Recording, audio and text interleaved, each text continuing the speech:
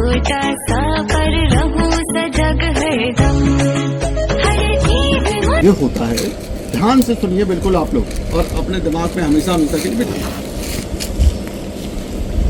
पृथ्वी एक परिवार है। पृथ्वी एक परिवार है मतलब उसमें आ गए नदी आ गई, नाले आ गए, पेड़ आ गए, पौधे आ गए, पहाड़ आ गए, समुद्र आ गया, सारी की सारी चीजें। जैसे कि हमारा जो परिवार होता है ना, तो परिवार में कौन कौन रहते हैं? हमारे माता पिता रहते हैं, है ना, भाई बहन रहते हैं। जब बेटा बड़ा हो जाता है तो बहू आ जाती है ना, तो ये सबका। अब इनके सबके काम जैसे बटे हुए रहते हैं ना। हमारे जो माता पिता क्या करते हैं? हमारा पालन पोषण करते हैं, है ना, अपने पैरों पे खड़े करवाते हैं, है ना। ये सारी की सारी चीज़ें सबके अलग अलग काम है, बिल्कुल सबके अलग अलग काम है ना। हम लोग अच्छी तरह इसी तरह से जो पृथ्वी है, जो पृथ्वी एक परिवार है, उनमें भी सबके अलग अलग काम है। अब मैं आप ही से पूछना चाहूँगा कि समुद्र के क्या काम है? उधर जाके बोलते इधर समुद्र का क्या काम है?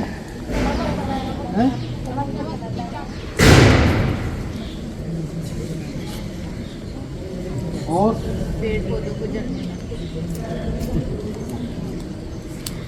आपको मैं इतनी बढ़िया बढ़िया बात बताऊंगा, मैं आपको मतलब आप जीवन भर भूलोगे नहीं कभी, है ना। और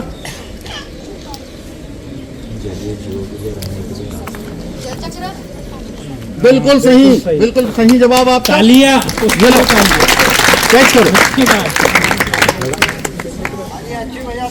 जल चक्र को चलाना, तो जल चक्र कैसा चलता है भाई? समुद्र से क्या गर्मी से मतलब सूरज की गर्मी भाप बनती है, भाप ऊपर आती है, भाप संघनित होकर बादल बनती है, और वो हवा की दिशा में इधर उधर घूमती है, चलती है वो। और जहाँ पर ज़्यादा ठंडक होती है वहाँ पर पानी गिरता है। तो ठंडक होती है, तो ठंडक कहाँ होती है भाई? जहाँ पर ज़्यादा पेड़ पौधे हरियाली होगी, तो वहाँ पर वो वर्षा के रूप में वो गिरता है ना।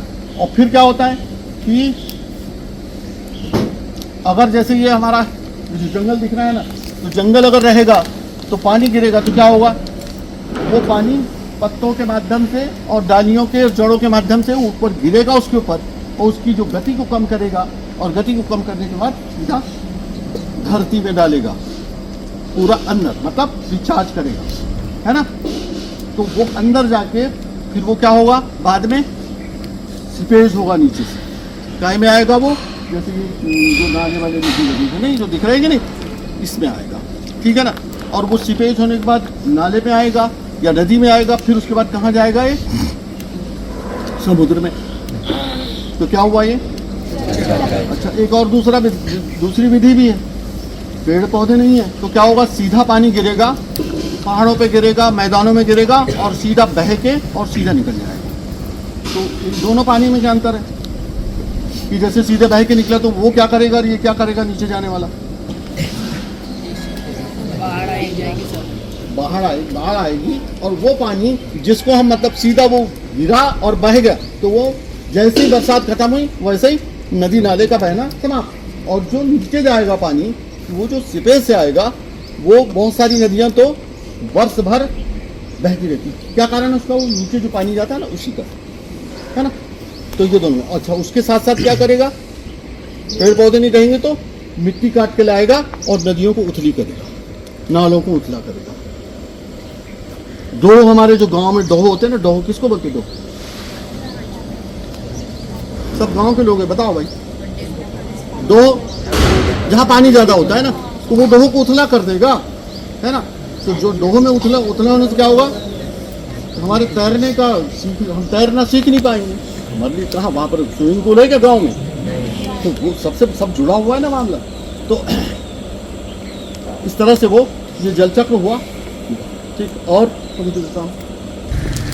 कि जो हमारे विश्व में जो पेड़ पौधे और जहाँ जहाँ से भी ऑक्सीजन उत्पन्न होती है, जहाँ से का तो कोई मतलब ही नहीं, पेड़ पौधे ही करते हैं ऑक्सीजन पैदा, है ना, उत्पादित करते हैं।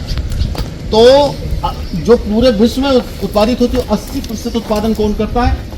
समुद्र के पौधे, जो एल्गी वगैरह रहती है ना उसके अंदर हरियाली, वो करती है। तो कितना महत्वपूर्ण चीज़ है। तो यही तो सबसे बड़ी बात है। तो हम ये सब भूल जाते हैं या याद नहीं रखते हैं। समुद्र हमारे लिए इतना ज़्यादा मतलब महत्वपूर्ण है, बहुत ज़्यादा, ठीक है ना।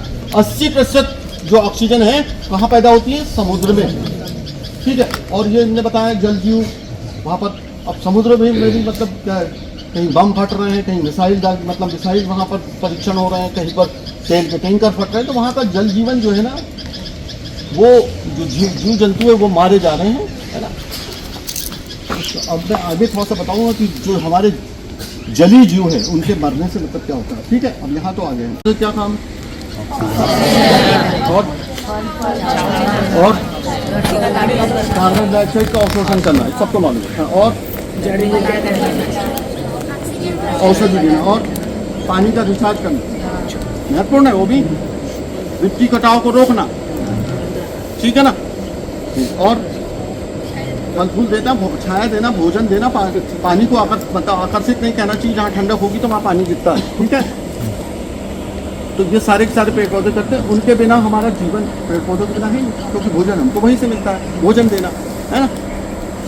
अच्छा, फिर उसके बाद क्या, हाँ मेडिसिन भी मिलते हैं, है ना। उसके बाद पहाड़ों का क्या काम है? पहाड़ जो है, देखिए पहाड़ जो, देखिए ये जब प्रलय आया था बहुत हजारों साल पहले, तो ये पृथ्वी का आकार जो बना हुआ है ना, तो ये बिल्कुल सेट है।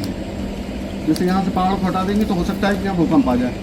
बैलेंस बना के रखें, कुल मिला के बैलेंस बना के रखें, धरती का जो बैलेंस है ना, संतुलन को बना के रखना। और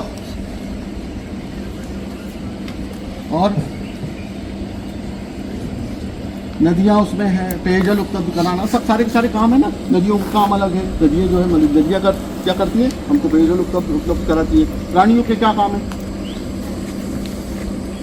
पक्षियों के क्या काम है,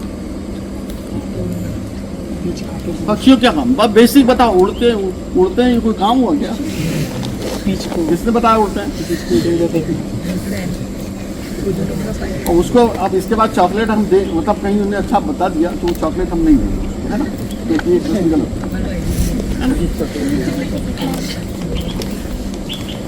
है। बताइए पक्षियों का काम क्या है? इधर ध्यान देंगे आप लोग। पक्षियों के काम, कीड़ों को किसने बताया?